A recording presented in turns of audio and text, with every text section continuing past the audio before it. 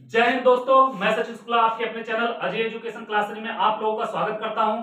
आज हम लोग पढ़ेंगे क्लास 10th के साइंस का विज्ञान का बहुत ही इंपॉर्टेंट क्वेश्चन को सॉल्व करेंगे। बहुविकल्पी क्वेश्चन प्लस न्यूमेरिकल भी देखेंगे। बहुत ही ज्यादा इंपॉर्टेंट क्वेश्चन है जो बार बार बोर्ड के एग्जाम में पूछे जाते हैं। अगर आप लोग इसको मेहनत से मन से पढ़ लिए तो आपको बोर्ड एग्जाम में कोई नहीं रोक सकता कि अच्छा नंबर आप लेके ना आए। आ जाओ बेटा, इसी जोश और इसी जुनून के साथ हम क्वेश्चन को देखते हैं। क्वेश्चन नंबर पहला दिया है बेटा, गोली दर्पण के वक्रता त्रिज्या तथा फोकस दूरी में संबंध है। फोकस दूरी में बेटा पूछ रहा है संबंध है, यह बताना बाबू मेरे लाल। पहला ऑप्शन ए दिया है बेटा, क्या दिया है, r बराबर f/2। बी दिया है बेटा r बराबर 2f। सी दिया है बेटा r बराबर दिया है f और डी दिया है बेटा r बराबर 4f। आपको बताना है कि वक्रता त्रिज्या और फोकस दूरी में संबंध क्या होती है। एक गोली दर्पण हम मान लो बाबू अवतल दर्पण बना रहे हैं। एक गोली दर्पण, कौन सा दर्पण, अवतल दर्पण हम बना रहे हैं। यह बेटा इसको हम क्या कहते हैं, आप लोगों को बताए हैं कई बार, इसको क्या कहते हैं, मुख्य अक्ष कहते हैं। क्या कहते हैं मेरे लाल, इसको मुख्य अक्ष कहते हैं। इसको ध्रुव कहते हैं जिसको हम P से प्रदर्शित करते हैं। यहाँ कहीं पे इसका सेंटर पॉइंट होगा जिसको हम वक्रता केंद्र कहते हैं। और यहाँ से यहाँ तक की दूरी बेटा वक्रता त्रिज्या कहलाती है। दोनों के बीच में होता है मुख्य फोकस और यहाँ से यहाँ तक की दूरी क्या होती है, फोकस दूरी। तो देखो बेटा फोकस दूरी जो है वक्रता त्रिज्या की आधी है। यह वक्रता त्रिज्या जो है दो बार फोकस दूरी कितना चलेगा, यहाँ से इतना यहाँ से इतना, तब उसके बराबर होगा। तो क्या होगा बेटा, r बराबर हो जाएगा f प्लस f के बराबर होगा। जो r होगा बेटा, देखो यहाँ से यहाँ तक की दूरी r है, इतना f होगा। तो कितना हो जाएगा, r बराबर जो होगा बेटा यह 2f के बराबर हो जाएगा। r बराबर होगा 2f is the right answer. हो जाएगा कि नहीं होगा, और बी ऑप्शन क्या होगा बेटा इसका करेक्ट आंसर हो जाएगा। चलो इसको मिटाते हैं, फिर चलते हैं अगले क्वेश्चन की तरफ। अगला क्वेश्चन क्या कह रहा है, चलो आ जाओ। क्या होगा, अगला क्वेश्चन कह रहा है बेटा, कांच का अपवर्तनांक न्यूनतम होता है। क्या पूछ रहा है बेटा, क्वेश्चन नंबर 2 कह रहा है कांच आप लोग जानते हो, कांच का अपवर्तनांक क्या पूछ रहा है बेटा, कांच का अपवर्तनांक न्यूनतम होता है। क्या होता है बेटा, न्यूनतम होता है। आपको बताना है। पहला दिया है बेटा इसमें ए दिया है लाल रंग में, किसमें दिया है बेटा, लाल रंग में। दूसरा दिया है बी वाला बाबू, दिया है पीले रंग में। सी वाला दिया है बेटा बैगनी रंग में। क्या दिया है, बैगनी रंग में। और डी वाला दिया है बेटा किसमें, हरे रंग में। ए दिया है बेटा। तो बताना न्यूनतम किसमें होता है, कम किसमें होता है अपवर्तनांक, यह बताना है। तो देखोगे बेटा, अगर यहाँ पे ऐसे थोड़ा सा हम आपको समझाने की कोशिश कर रहे हैं तो देखो यहां से अगर श्वेत प्रकाश डाला जाए, ये क्या है हमारा बाबू, श्वेत प्रकाश है। यह श्वेत प्रकाश है, ये डाला जाए तो कुछ इस प्रकार जाएगा बेटा, इस प्रकार जाएगा। 2 3 4 5 6 7, ये 7 रंगों में टूट जाएगा बाबू। यहां से जाके फिर 1 फिर 2 फिर 3 4 5 6 7, कौन कौन से बेटा, VIBGYOR में टूट जाएगा। यह होगा बेटा हमारा बैगनी। क्या होगा, बैगनी। यह होगा बेटा हमारा नारंगी। क्या होगा मेरे लाल, नारंगी। यह होगा बाबू नीला। यह होगा हरा। यह होगा पीला। यह होगा बेटा ऑरेंज। क्या होगा, ऑरेंज हो जाएगा। ठीक है बेटा, यह होगा हमारा लाल हो जाएगा। तो बाबू अपवर्तनांक जो सबसे कम होता है वह लाल रंग का, जो सबसे ऊपर रहता है देखो सबसे कम झुका है बेटा, तो क्या होगा, लाल रंग का अपवर्तनांक सबसे कम होगा। अपवर्तनांक जो सबसे कम होगा किसका होगा बेटा, लाल का होगा। सबसे अधिक होगा बेटा किसका, बैगनी का होगा। हमसे अधिक नहीं पूछा है, हमसे क्या पूछा, न्यूनतम पूछा, मतलब कम पूछा है, तो लाल रंग हो जाएगा। इसका क्या हो जाएगा बेटा, option A is the right answer. Option A इसका क्या होगा बेटा, करेक्ट आंसर हो जाएगा। उम्मीद करता हूं आप लोगों को समझ में आ गया होगा, कोई दिक्कत नहीं होगी। हो जाएगा बेटा, कोई दिक्कत नहीं होनी चाहिए। कर लोगे आप लोग? चलो आ जाओ, इसको मिटाते हैं बेटा, देखते हैं अगला क्वेश्चन क्या कह रहा है। अगला क्वेश्चन क्या कह रहा है बाबू?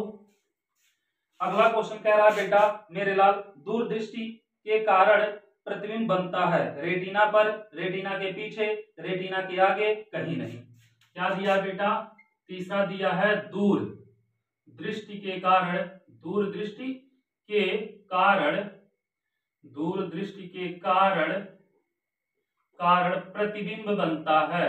क्या होता है बेटा? प्रतिबिंब बनता है। ठीक है बाबू, पहला दिया ऑप्शन ए, क्या दिया है? रेटिना पर। क्या दिया बेटा? रेटिना पर।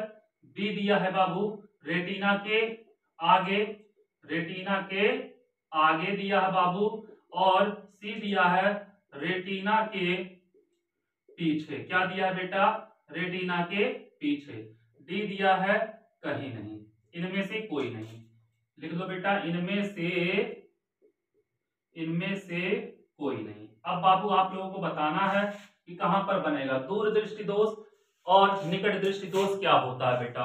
बहुत ज्यादा इंपॉर्टेंट है। एक होता है निकट दृष्टि दोष। क्या होता है बेटा? निकट दृष्टि दोष होता है।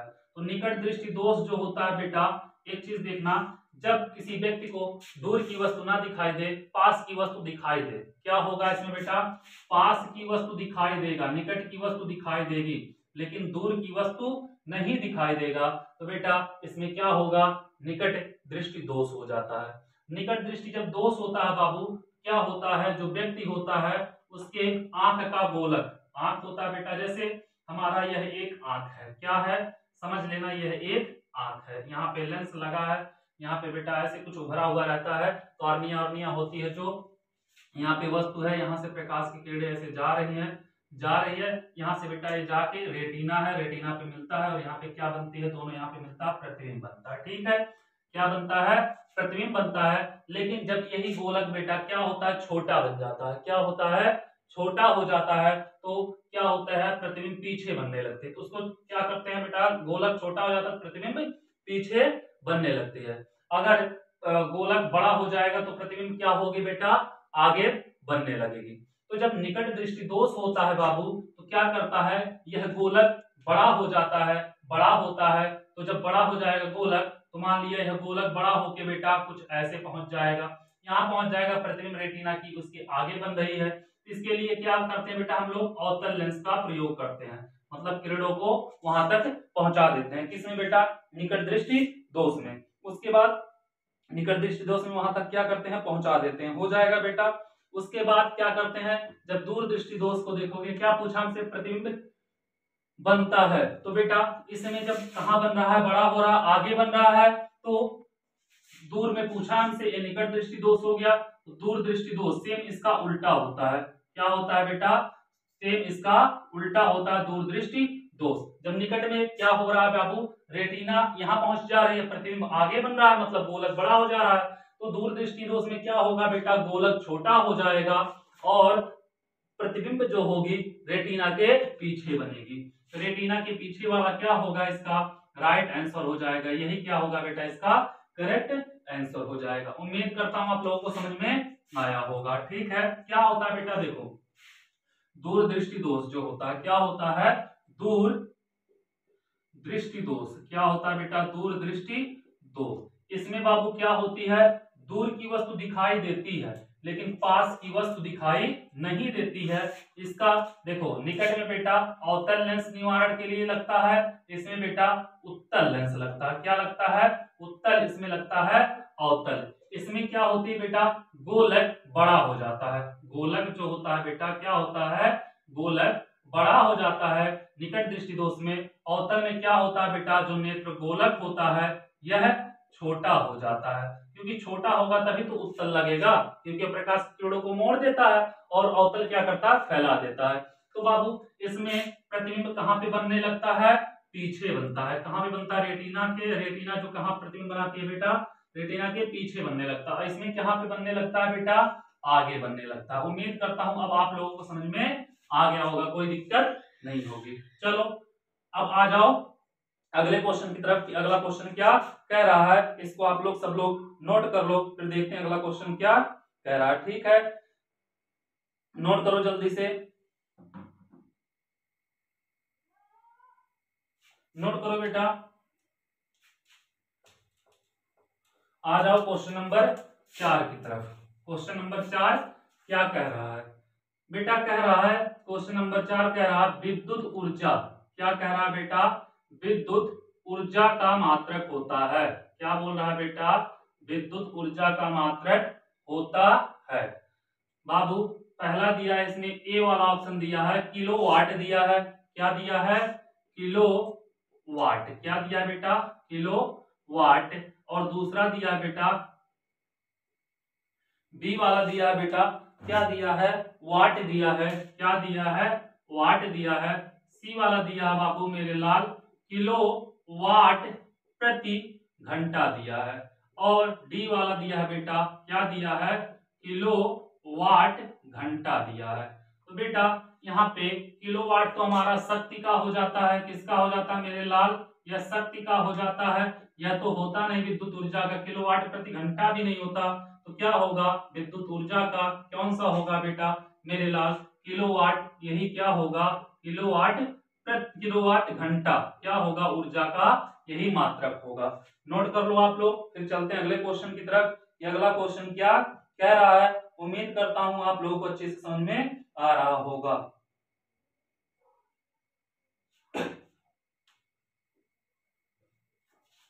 अगला क्वेश्चन आ जाओ बेटा, क्वेश्चन नंबर 5 पे। क्वेश्चन नंबर 5 क्या कह रहा है बेटा, कह रहा है गतिमान आवेश कण उत्पन्न करता है। क्या करता है बेटा, अगला क्वेश्चन दे दिया है, गतिमान आवेश कण उत्पन्न करता है। यह बताना बेटा हमें क्या उत्पन्न करता है। नंबर 1 दिया है बेटा, ये दिया है चुंबकीय क्षेत्र। क्या दिया है बेटा मेरे लाल, चुंबकीय क्षेत्र। बी दिया है बाबू वैद्युत क्षेत्र। क्या दिया है, वैद्युत क्षेत्र। सी वाला दिया है बेटा, क्या दिया है, ए व बी दोनों। ठीक है बेटा। डी वाला दिया है कोई नहीं, कोई नहीं। तो जो गतिमान आवेश कण होता है बेटा मेरे लाल, वह वैद्युत क्षेत्र भी उत्पन्न करता है और चुंबकीय क्षेत्र भी उत्पन्न करता है। इसका राइट आंसर चुंबकीय क्षेत्र भी होगा, वैद्युत क्षेत्र होता होगा। इसके चलते हम क्या करेंगे, ए और बी दोनों वाला ऑप्शन राइट ऑप्शन कर देंगे, वही इसका क्या होगा बेटा, राइट आंसर हो जाएगा। चलो ठीक है, आप लोग उसको नोट करो, फिर चलते हैं अगले क्वेश्चन की तरफ।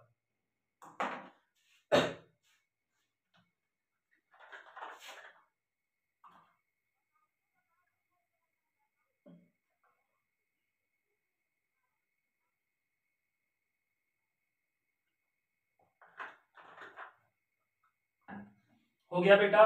अगला क्वेश्चन कह रहा है कौन सा चुंबकीय क्षेत्र का मात्रक है, कौन सा चुंबकीय क्षेत्र का मात्रक है, बताना बेटा। कौन सा क्वेश्चन नंबर था बेटा, 6वां। चुंबकीय चुंबकीय क्षेत्र का मात्रक है। बेटा इसमें भी 4 ऑप्शन दिया है। पहला दिया है वेबर प्रति मीटर स्क्वायर। क्या दिया है बेटा, वेबर प्रति मीटर स्क्वायर। बी वाला दिया है बाबू मेरे लाल टेस्ला दिया है। क्या दिया है, टेस्ला दिया है। सी वाला दिया है बाबू मेरे लाल गॉस दिया है। क्या दिया है, गॉस दिया है। और डी वाला दिया है बाबू मेरे लाल दिया न्यूटन प्रति एम्पियर स्क्वायर। क्या दिया है, न्यूटन प्रति एम्पियर स्क्वायर।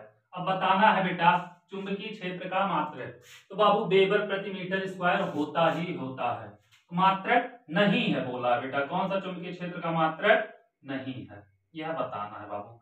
वेबर प्रति मीटर स्क्वायर यह होता है बेटा तो टेस्ला भी होता है, गॉस भी होता है। और यह बराबर एक होता है आई, क्या होता है, आई बी एल साइन थीटा। यहां से बाबू अगर मेरे लाल हम b का मान निकालें तो b equal to F upon I L sine theta. तो b इक्वल टू एफ का मात्रक हो जाएगा न्यूटन क्या होगा न्यूटन, आई का हो जाएगा बेटा एम्पियर, और यल का क्या हो जाएगा मीटर, साइन थीटा का तो होगा नहीं, तो बी का मान एक और हो जाता है न्यूटन प्रति एम्पियर मीटर, लेकिन न्यूटन प्रति एम्पियर स्क्वायर नहीं होता, यही होगा इसका राइट आंसर। ठीक है बेटा, यह हो जाएगा इसका राइट आंसर। आप लोग नोट कर लो, फिर चलते हैं अगले क्वेश्चन की तरफ कि अगला क्वेश्चन क्या कह रहा है। आ जाओ, अगला दिया निम्न में से प्राकृतिक गैस का मुख्य अवयव है। निम्न में से प्राकृतिक गैस का मुख्य अवयव है, बताना बाबू। निम्न में से प्राकृतिक गैस का मुख्य अवयव है, यह बताना बेटा। तो चलो, इसमें पहला दिया है बेटा, क्या दिया है हाइड्रोजन, बी दिया है ऑक्सीजन, सी दिया है मीथेन, और डी दिया है, क्या दिया है बेटा, डी दिया है कोई नहीं। क्या दिया है बेटा, कोई नहीं। तो आपको बताना है निम्न में से प्राकृतिक गैस का मुख्य अवयव क्या होता है। तो बाबू क्या होता है, CH4 जो मीथेन होता है वही होता है प्राकृतिक गैस का मुख्य अवयव।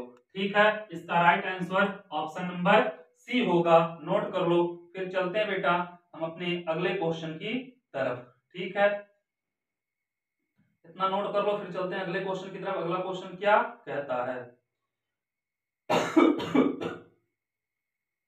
अगला क्वेश्चन पूछ रहा है बेटा पीतल है, क्या पूछ रहा है बेटा, अगला क्वेश्चन कह रहा है कि पीतल है, क्या है बेटा, पहला दिया है धातु, ए दिया है बेटा ऑप्शन धातु, बी दिया है उपधातु, क्या दिया है बेटा उपधातु, सी दिया है मिश्र धातु, क्या दिया है बेटा मिश्र धातु, और डी दिया है बेटा, क्या दिया है डी वाला ऑप्शन कोई नहीं। तो बताना बेटा कि पीतल क्या है, धातु है, उपधातु है, मिश्र धातु है, या इनमें से कोई नहीं है। जल्दी से आप लोग कमेंट करो कि पीतल क्या है बेटा, धातु है, अधातु है, उपधातु है, या क्या है इसमें से कोई नहीं, मिश्र धातु है। तो बेटा जो पीतल होगी वो क्या होगा, मिश्र धातु होगा। ठीक है, मिश्र धातु इसका क्या हो जाएगा बेटा, राइट आंसर होगा, क्योंकि जो पीतल होता है बेटा क्या होता है, पीतल जो होता है बेटा मेरे लाल, यह जिंक और कॉपर से मिलकर बना होता है। किससे बना होता है बेटा, ये जिंक और कॉपर से। इसमें बाबू 20% जिंक होता है, कॉपर कितना होता है बेटा 80%। कितने होते हैं बेटा 80%। इसकी वजह से यह क्या हो जाएगा बेटा, यह एक मिश्र धातु हो जाएगा। ठीक है, उम्मीद करता हूं आप लोगों को समझ में आया होगा, आप लोग इसको कर लोगे, कोई दिक्कत नहीं होगी। तो नोट करो इसको, फिर चलते हैं अगले क्वेश्चन की तरफ। अगला क्वेश्चन कह रहा बहते हुए रक्त को रोकने में उपयोगी है। तो बेटा इसको मिटाते हैं, अगले क्वेश्चन पे चलते हैं। क्या कह रहा है, बहते हुए रक्त को रोकने में उपयोगी है, क्या है, पहला ए ऑप्शन दिया है बेटा, पहला कह रहा है खाने का सोडा, दूसरा दिया है नौशादर, क्या दिया है बेटा, पहला दिया है खाने का सोडा, दूसरा दिया है बी वाला बेटा, क्या दिया है नौशादर, और सी वाला ऑप्शन दिया है बेटा, क्या दिया है धामन सोडा, क्या दिया है बेटा मेरे लाल धामन सोडा, और डी वाला ऑप्शन दिया है, क्या दिया है फिटकरी, क्या दिया है फिटकरी।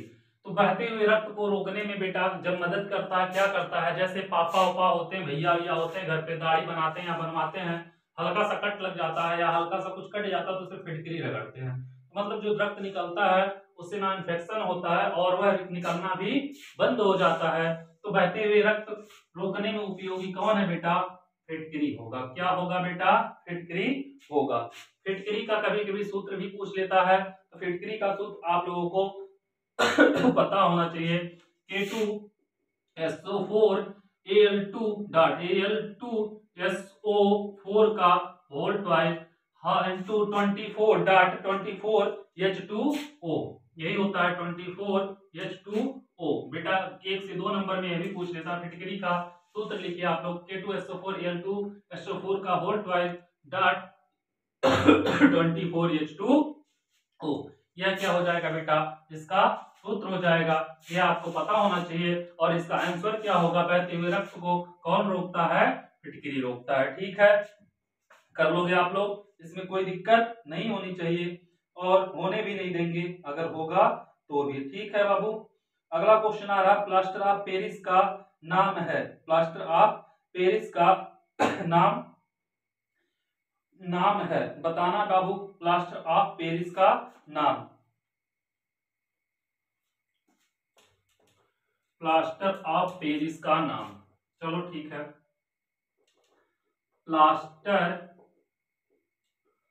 ऑफ पेरिस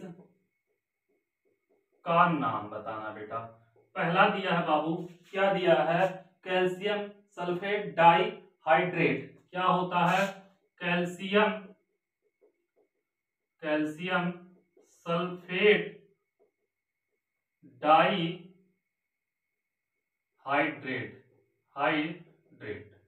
दूसरा दिया बेटा बी वाला, क्या दिया है, कैल्शियम सल्फेट डेकाहाइड्रेट।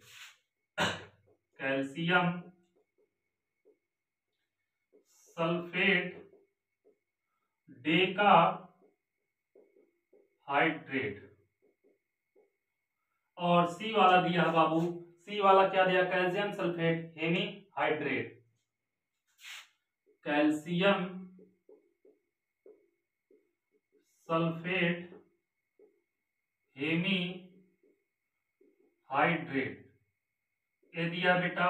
और डी वाला दिया है, क्या दिया है, copper sulphate hemihydrate. Copper sulphate और हेमीहाइड्रेट, ये दिया बेटा।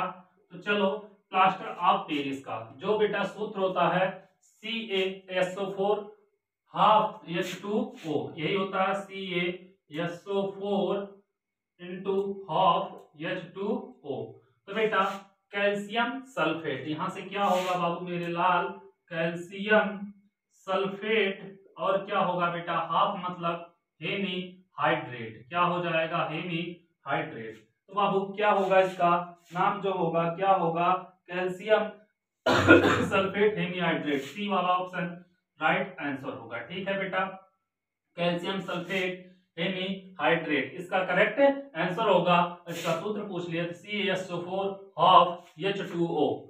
ठीक है बेटा, हाफ हेमी मतलब हाफ हो जाएगा, समझ लेना आप लोग, कर लोगे, कोई दिक्कत नहीं होनी चाहिए इतना आप लोगों को करने में, क्योंकि बहुत ही अच्छा क्वेश्चन है। ठीक है, कर लोगे, कोई दिक्कत नहीं होगी। आ जाओ अगले क्वेश्चन की तरफ। अगला क्वेश्चन कह रहा है एसिटिक अम्ल CH3COOH में हाइड्रोजन परमाणुओं की संख्या है।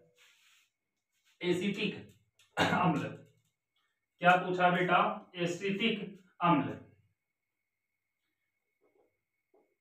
एसिटिक अम्ल CH3COOH में हाइड्रोजन परमाणुओं की संख्या है। तो बेटा पहला दिया है 1, बी वाला दिया है 2, सी दिया है 3 और डी दिया है बाबू 4। तो आपको बताना है एसिटिक अम्ल CH3COOH में हाइड्रोजन परमाणु की संख्या अगर पूछेगा बेटा तो 3, 1 कितना होगा, 4 होगा। अगर आयन पूछेगा तो कितना होगा बेटा, 1 होगा। हमसे परमाणु पूछा है मेरे लाल, तो परमाणु का कितना होगा, 4 हो जाएगा। 4 इसका क्या होगा, राइट आंसर हो जाएगा। ठीक है, उम्मीद करता हूं इतना आप लोगों को समझ में आ गया होगा। इसको नोट करो, फिर चलते हैं अगले क्वेश्चन की तरफ। ठीक है, चलो आ जाओ। अगला क्वेश्चन कह रहा है एसिटिक अम्ल का IUPAC नाम क्या है, बताना बेटा एसिटिक अम्ल का IUPAC नाम। तो चलो एसिटिक अम्ल का IUPAC नाम हमसे पूछ रहा है बेटा।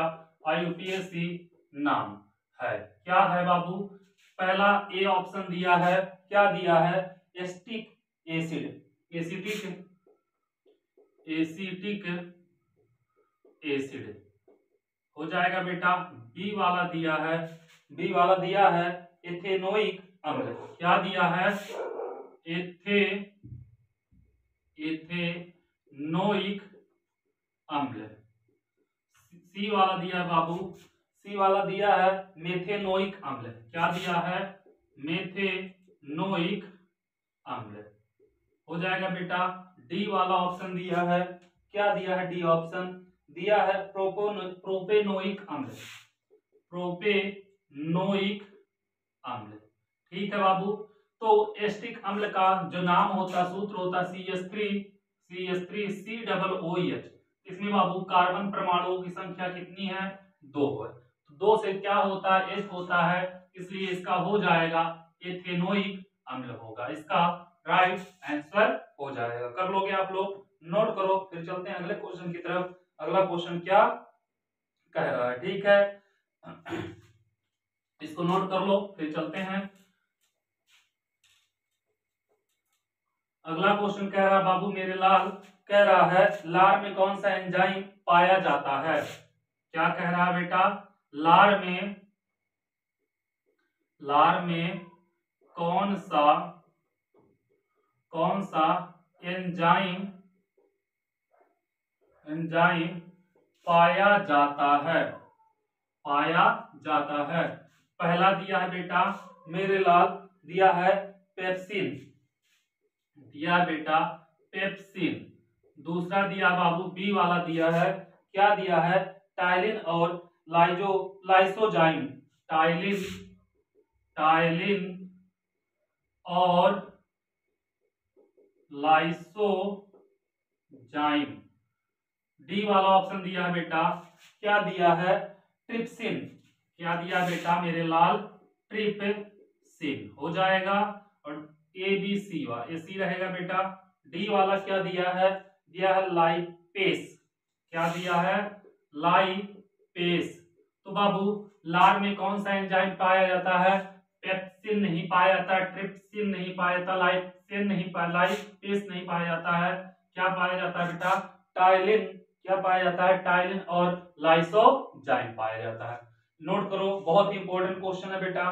फिर चलते अगले क्वेश्चन की तरफ कि अगला क्वेश्चन क्या कह रहा है। ठीक है, पौधों में भोजन का स्थानांतरण होता है, ये बताना बेटा। पौधों में भोजन का स्थानांतरण होता है। अगला क्वेश्चन दिया है पौधों में भोजन का स्थानांतरण होता है। अब बताओ बेटा, पहला ऑप्शन ए दिया है, क्या दिया है? जाइलम द्वारा, क्या दिया ऑप्शन पहला बेटा? जाइलम द्वारा। और ऑप्शन बी दिया है बाबू, ऑप्शन बी दिया है, क्या दिया है? फ्लोएम द्वारा, फ्लोएम द्वारा। सी दिया है, क्या दिया है बेटा? कार्टेक्स द्वारा, कार्टेक्स द्वारा। और डी वाला दिया है, क्या दिया है? मज्जा द्वारा, मज्जा द्वारा। तो बाबू बताना है पौधे में भोजन का स्थानांतरण होता है जाइलम द्वारा या फ्लोएम द्वारा, कार्टेक्स द्वारा या मज्जा द्वारा। तो देखना, जो पौधे होते हैं बेटा, उसमें जब पानी का स्थानांतरण होता है तो पानी के लिए बेटा जाइलम द्वारा होगा, लेकिन जब भोजन का स्थानांतरण होता है उसके लिए कौन सा होगा? फ्लोएम द्वारा होगा। तो फ्लोएम ही इसका क्या होगा बेटा? राइट आंसर होगा। ठीक है, पानी का अगर पूछे आपसे तो जाइलम बोलना, और भोजन का पूछे बेटा तो फ्लोएम बोलना। ठीक है, नोट करो इसको, फिर चलते हैं अगले क्वेश्चन की तरफ। अगला क्वेश्चन क्या कह रहा है? चलो, अगला क्वेश्चन कह रहा है बेटा पुष्प में कितने भाग होते हैं? पुष्प में कितने भाग होते हैं, यह आप लोगों को बताना है कि पुष्प में कितने भाग होते हैं। ठीक है बेटा।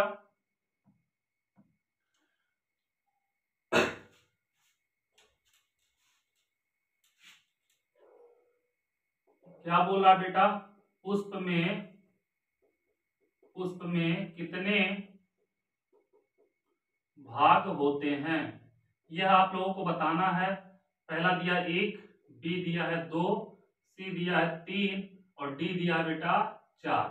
तो पुष्प में बेटा हमेशा याद रखना 4 भाग होते हैं। कितने भाग होते हैं बेटा, 4 भाग होते हैं। कुछ ऐसे करके पुष्प ऐसे होता है, और यहाँ पे बेटा ऐसे पत्ते टाइप के कुछ ऐसे होते हैं, कुछ इसका पंखुड़ी टाइप का ऐसे होता है, और एक भाग यहाँ पे नीचे होता है बेटा।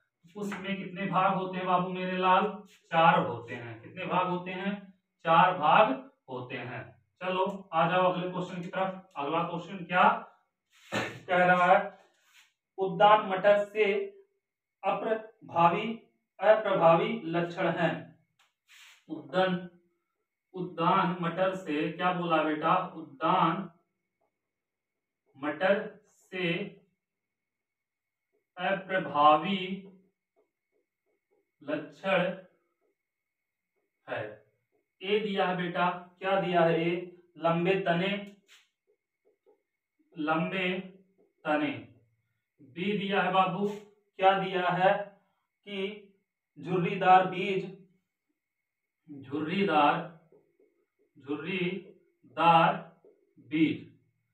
सी दिया है बेटा, सी दिया है, क्या दिया है, गोल बीज। क्या दिया है बेटा, गोल बीज। और डी दिया बाबू, दिया है कोई नहीं। ठीक है बेटा मेरे लाल। उद्यान मटर से जो अप्रभावी लक्षण है बेटा, वो लंबे तने जो होते हैं यह प्रभावी होते हैं। क्या होते हैं, लंबे तने जो होते हैं क्या होते हैं, प्रभावी होते हैं। और कोई नहीं तो हो ही नहीं सकता बेटा, क्योंकि गोल बीज यहाँ पे यह भी प्रभावी होता है। और झुर्रीदार झुर्रीदार जो बीज होता है बेटा, वो क्या होता है, यह अप्रभावी लक्षण है। क्या है बेटा, यह एक अप्रभावी लक्षण है। झुर्रीदार बीज क्या होता है बेटा, झुर्रीदार बीज होता है, झुर्रीदार नहीं। झुर्रीदार बीज क्या है, अप्रभावी लक्षण है। इसको नोट करो आप लोग। फिर चलते हैं अगले क्वेश्चन की तरफ। अगला क्वेश्चन क्या कह रहा है, ठीक है। पृथक्करण का नियम प्रस्तुत किया था, किसने किया था यह बताना है। पृथक्करण का नियम प्रस्तुत किया था। चलो, पृथक्करण का नियम प्रस्तुत किया था, किसने किया था बेटा, एक पहला दिया है न्यूटन चाचा ने, दूसरा दिया है बी बेटा, कौन दिया है, मेंडल ने सी दिया बाबू, सी दिया है डार्विन ने। क्या दिया है, डार्विन ने। और डी दिया है बेटा रॉबर्ट हुक ने। तो बेटा कौन दिया था पृथक्करण का नियम, कौन दिया था बाबू मेरे लाल, मेंडल ने दिया था। कौन दिया था, मेंडल ने दिया था। बहुत ही इंपॉर्टेंट क्वेश्चन है, जितने भी क्वेश्चन करा रहे हैं सब के सब क्या है बेटा, बहुत ही इंपॉर्टेंट है। यकृत स्रावित करता है। तो बेटा क्या पूछ रहा है, यकृत स्रावित करता है, स्रावित करता है। तो बेटा यकृत स्रावित करता है, पहला ऑप्शन दिया बेटा ए, क्या दिया है, लार। दूसरा दिया अग्नाशय रस, और तीसरा दिया है बेटा जठर रस, चौथा दिया है पित्त रस। लार, बी दिया है अग्नाशय रस, सी दिया बेटा जठर रस, और डी दिया बाबू पित्त दिया है। तो यकृत जो बेटा स्रावित करता है वो क्या करता है, पित्त रस को स्रावित करता है। ठीक है, यह हो जाएगा इसका राइट आंसर। उम्मीद करता हूं इतना आप लोगों को बहुत ही अच्छे तरीके से समझ में आ गया होगा, कोई दिक्कत नहीं हुआ होगा। ठीक है, आ जाओ अगले क्वेश्चन की तरफ। अगला क्वेश्चन क्या कह रहा है बेटा इसको नोट कर लो, फिर चलते हैं अगले क्वेश्चन की तरफ, क्योंकि अगला क्वेश्चन जो है बहुत ही इंपॉर्टेंट क्वेश्चन है। अगला क्वेश्चन कह रहा है बेटा मेरे लाल, कह रहा है एक तार के से 5 एम्पियर की धारा प्रवाहित हो रही है। क्या कह रहा है बाबू मेरे लाल, एक तार से 5 एम्पियर की धारा प्रवाहित हो रही है। क्या हो रहा है बेटा, एक तार से 5 एम्पियर की धारा प्रवाहित हो रही है, 10 मिनट में तार से कितना आवेश प्रवाहित होगा। क्या पूछ रहा है बेटा, कह रहा है 10 मिनट में तार से कितना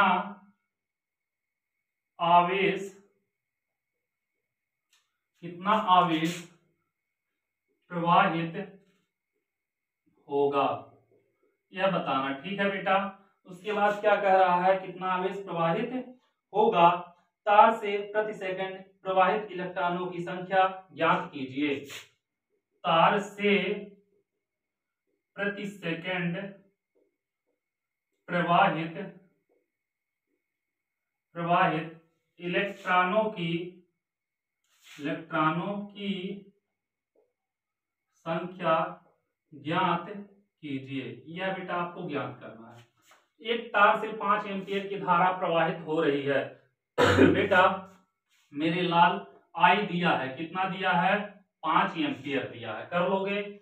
10 मिनट में तार से कितना आवेश प्रवाहित होगा, तो बेटा टी दिया है, समय दिया है, कितना दिया है, 10 मिनट।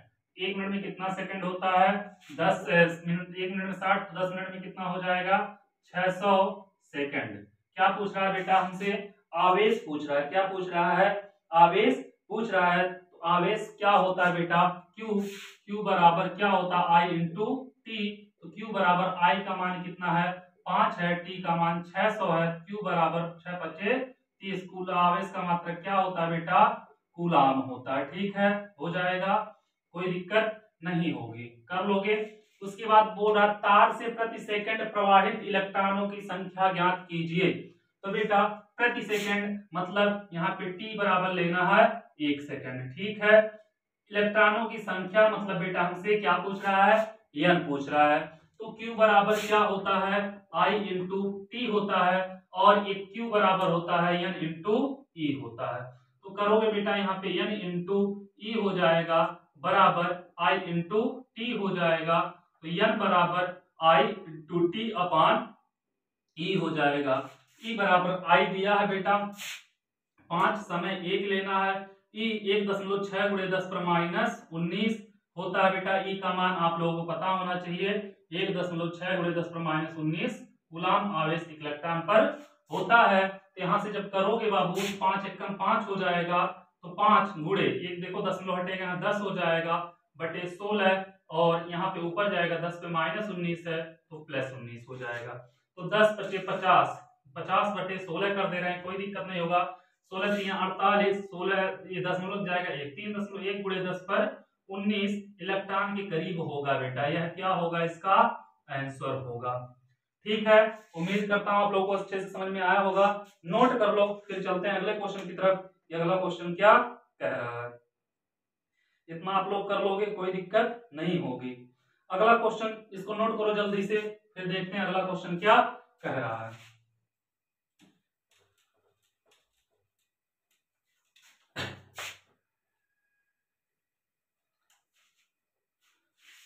अगला क्वेश्चन कह रहा है बेटा कि प्रकाश परावर्तन के नियम लिखिए। कह रहा है क्या बेटा, क्वेश्चन जो है कह रहा है प्रकाश परावर्तन के नियम लिखिए। ठीक है बेटा, और क्या कह रहा, प्रकाश परावर्तन के नियम लिखिए। एक अवतल दर्पण से 10 सेंटीमीटर की दूरी पर वस्तु स्थित है। एक अवतल दर्पण से बोला है बेटा, एक अवतल दर्पण से 10 सेंटीमीटर दूरी पर वस्तु स्थित है। ठीक है बेटा, वस्तु स्थित हो गया। और क्या कह रहा है, वस्तु स्थित है यदि दर्पण से आभासी प्रतिबिंब 20 सेंटीमीटर की दूरी पर बनता है तो यदि दर्पण से आभासी प्रतिबिंब, क्या बोल रहा है बेटा, प्रतिबिंब 20 सेंटीमीटर की दूरी पर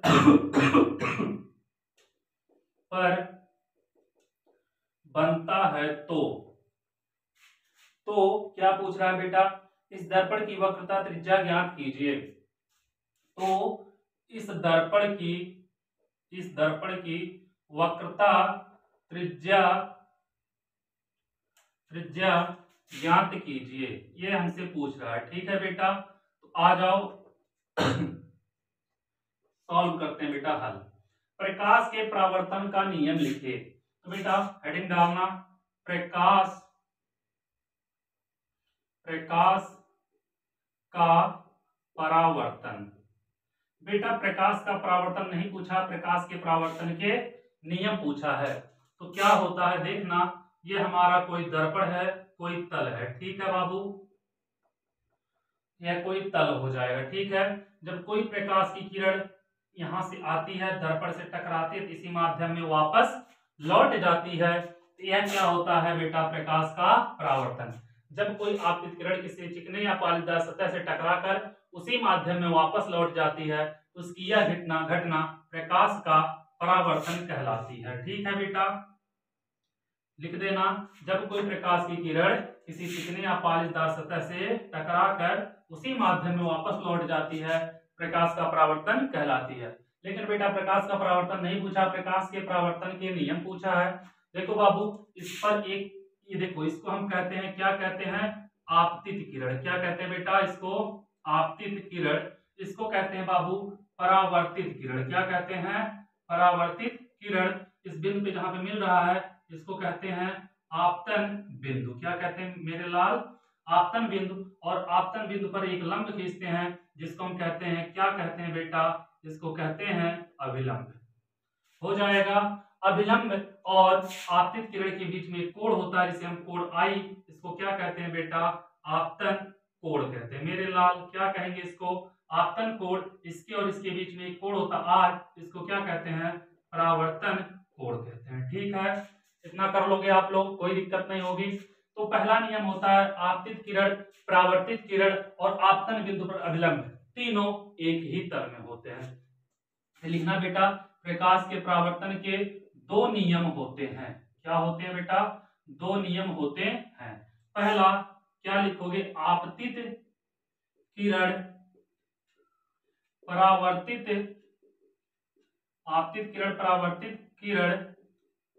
आपतन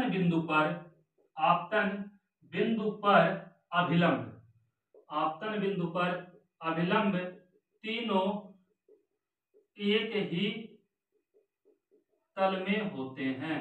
ही तल में होते हैं। दूसरा बेटा क्या होगा, ये आपतन कोण और परावर्तन कोण सदैव बराबर होते हैं। लिखेंगे दूसरा नियम, आपतन कोण बराबर परावर्तन कोण।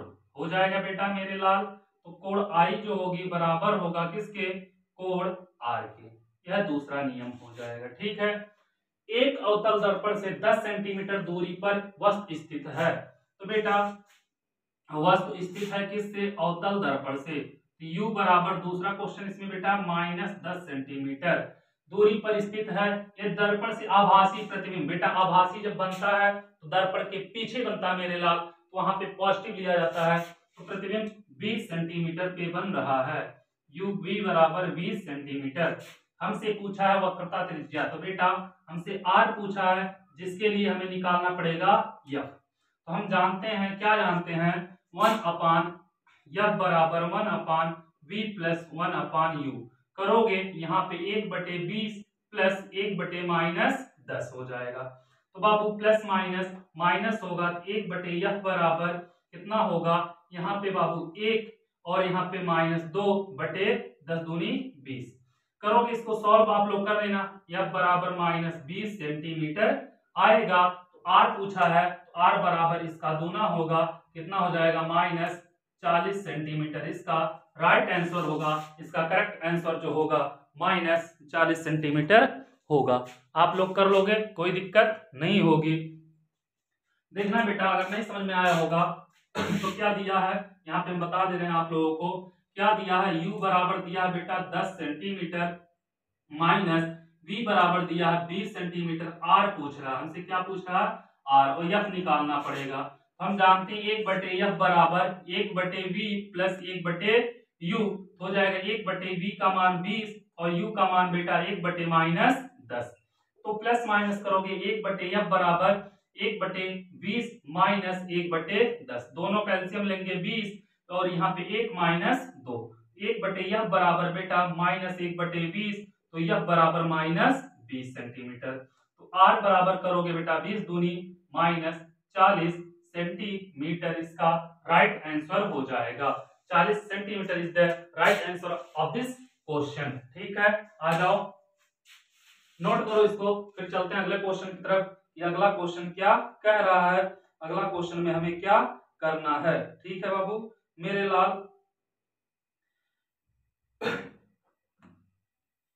अगला दिया बेटा, चित्र बनाकर वर्ण विक्षेपण की घटना को समझाइए।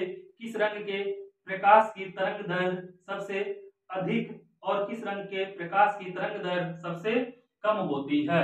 किस रंग के प्रकाश की तरंग दैर्घ्य सबसे अधिक होती है, किस रंग की प्रकाश की तरंग दैर्घ्य सबसे कम होती है। वर्ण विक्षेपण की घटना को समझाइए। ठीक है बेटा, इसको मिटा रहे हैं। ठीक है,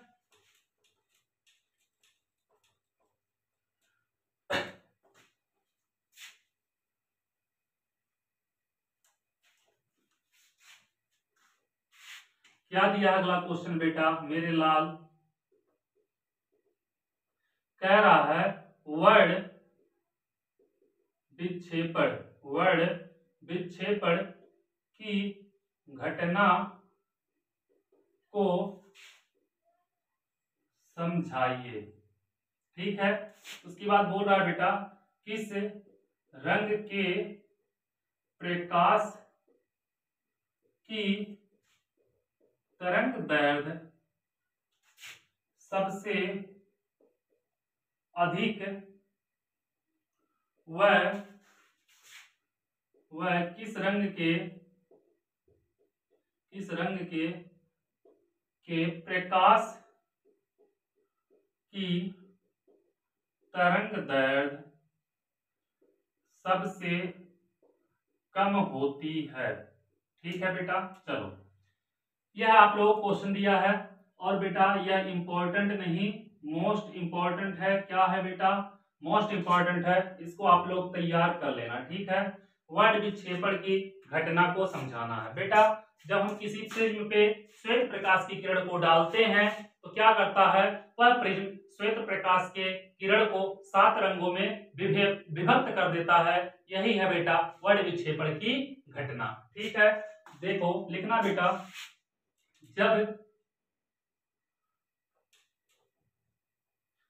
जब हम श्वेत प्रकाश की किरण को किसी प्रिज्म पर आपतित कराते हैं तो प्रिज्म उस किरण को 7 रंग में विभक्त कर देता है। उसकी यह घटना वर्ण विक्षेपण कहलाती है, या इसी को वर्ण विक्षेपण की घटना कहते हैं। इसी को वर्ण विक्षेपण की क्या कहते हैं बेटा, घटना कहते हैं। ये आपको लिखना पड़ेगा। ठीक है, क्या होता है, जब प्रिज्म कैसा होता है बाबू, कुछ इस टाइप का होता है। ये क्या होता है हमारा, एक प्रिज्म होता है, इसे प्रिज्म कोण कहते हैं। दिखता हमको ये होता है बेटा ऐसे, बट एक्चुअल में जो होता है बाबू वह कुछ इस टाइप का होता है। जो प्रिज्म एक्चुअल में होता है वह कुछ इस टाइप का होता है, लेकिन हमको ऐसा दिखता नहीं। जब रियल में हाथ में उठाकर देखेंगे तब हमें प्रिज्म इस टाइप का दिखेगा, तब प्रिज्म हमें दिखता है बेटा इस टाइप का। ठीक है, तो चलो हम प्रिज्म देखते हैं बाबू। मेरे लाल मेरे हीरो, देखो यह क्या है बेटा, यह एक मान लिया क्या है, प्रिज्म है। जब हम इसको बेटा हम प्रिज्म कोण कहते हैं। क्या कहते हैं, प्रिज्म कोण कहते हैं। जब इस पे हम श्वेत प्रकाश की किरण को आपतित कराते हैं, ये कौन सी किरण है बेटा, श्वेत प्रकाश। क्या है बाबू, श्वेत प्रकाश। जब हम श्वेत प्रकाश की किरण को इस पे आपतित कराते हैं, देखो तो ये 7 रंगों में, बेटा इसको जाना ऐसे चाहिए था, लेकिन ये 7 रंगों में विभक्त हो जाएगा। 1 2 3 4 5 6 7। उसके बाद यहां से जब देखोगे इसको बेटा तो ये ऐसे जाएगा, 1 2 3 4 5 6 7। ठीक है बेटा, ये हो जाएगा। अब इसका नाम होता है VIBGYOR, सातों का होता है बेटा विबगयोर। यहाँ पे हम पूरा थोड़ा सा बड़ा बड़ा लिख दे रहे हैं बेटा। कौन सा होता है, VIBGYOR होता है बेटा विबगयोर। बी से वायलेट मतलब बेटा बैगनी। ठीक है, हो जाएगा। आई से इंडिगो मतलब बेटा नारंगी, हो जाएगा। बी से ब्लू मतलब नीला। जी से ग्रीन, ग्रीन मतलब बेटा क्या होगा, हरा। वाई से येलो, पीला हो जाएगा बेटा। ऑरेंज संतरा कलर हो जाएगा बेटा। और रेड मतलब लाल। ठीक है बाबू, यह हो गया इसके पूरी घटना, वर्ण विक्षेपण की घटना पूरा हम बेटा लिख के और दर्शा भी दिए अच्छी तरीके से, जो कि एग्जामिनर का एक ही निगाह पड़े वह तुरंत समझ जाए पूरे सिस्टम को कैसे क्या हुआ है। आपको ऐसे दर्शाना है। ठीक है, हाँ फिगर जो बनाना बेटा वो पेंसिल से बनाना, कि पेन से मत बनाना कि गलत हो जाए कहीं से थोड़ा सा तो मिटाने में दिक्कत हो। चलो उसके बाद पूछ रहा है बेटा किस रंग के प्रकाश की तरंग दैर्घ्य सबसे अधिक, वह किस रंग के प्रकाश की तरंग दैर्घ्य सबसे कम होती है। तो प्रकाश लिखना बेटा साइड में, प्रकाश की तरंग दैर्घ्य, तरंग दैर्घ्य सबसे अधिक। ठीक है बेटा, किसमें होगी। और क्या दूसरा, प्रकाश की तरंग दैर्घ्य सबसे कम किसमें होगा। ठीक है बाबू, तो देखना एक चीज क्या होता है, सबसे अधिक और सबसे कम देखना है। अगर बाबू हमें अपर्तनांक देखना हो तो अपर्तनांक जो होता है क्या होता है, इस क्रम में होता है। जैसे जैसे नीचे आएंगे वैसे वैसे बढ़ता जाएगा। कब बेटा, क्या अपवर्तनांक क्या होगा बेटा, यह बढ़ेगा। ठीक है, क्या होगा मान मेरे लाल, बढ़ेगा। लेकिन बाबू ऊपर की तरफ जाना पड़ेगा हमें तरंग दैर्घ्य के लिए। किसके लिए, तरंग दैर्घ्य ऊपर की तरफ बढ़ेगा। तो सबसे ज्यादा विचलन कौन सा होता है बेटा, बैगनी का होता है, इसका अपर्तनांक ज्यादा होता है लेकिन तरंग दैर्घ्य सबसे कम होता है। क्या होगा बेटा, तरंग दैर्घ्य इसका कम होगा। तो प्रकाश की तरंग दैर्घ्य सबसे कम किसमें होती है बेटा, बैगनी में। किसमें होता है मेरे लाल, बैगनी में। ठीक है, सबसे ज्यादा किसमें होता है बेटा, अपर्तनांक सबसे कम किसका होता है, लाल का होता है। और तरंग दैर्घ्य सबसे अधिक किसका होता है बेटा, लाल का होगा। ये हो गया इसका आंसर। उम्मीद करता हूं जितना आप लोगों को पढ़ाया हूं बहुत ही अच्छी तरीके से समझ में आया होगा। और एक एक क्वेश्चन बेटा बहुत ही ज्यादा इंपॉर्टेंट है और सब बोर्ड के पेपर में पूछे हुए क्वेश्चन है और बार बार पूछे जाते हैं। इसलिए इस क्वेश्चन को अच्छी तरीके से आप लोग याद कर लेना, पढ़ लेना, क्योंकि ये क्वेश्चन फिर पूछा जाएगा। और हाँ, इसी के साथ आप लोग जितना हो सके उतना चैनल को शेयर करिए और सब्सक्राइब कराइए। ठीक है, थैंक यू सो मच।